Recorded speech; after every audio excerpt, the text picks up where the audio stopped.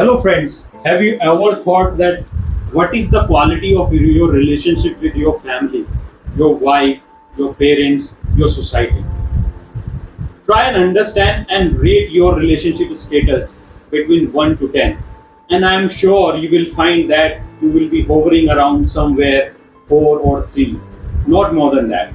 And I think 90% people suffering from the same problem. And why do they suffer? Because we have never thought about building our relationships. We have hardly read any book on building a relationship. So it's very, very important to improve your relationship with your family. And to do that, it is very, very important to seek some professional help.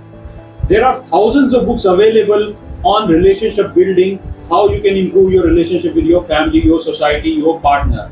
So start investing some time reading these books, and I'm sure if you spend some time reading these books, you will be able to get knowledge nuggets worth crores, millions, and you will be able to improve your relationship to the next level. So start reading books on relationships, and I'm sure you will start improving on your relationship part.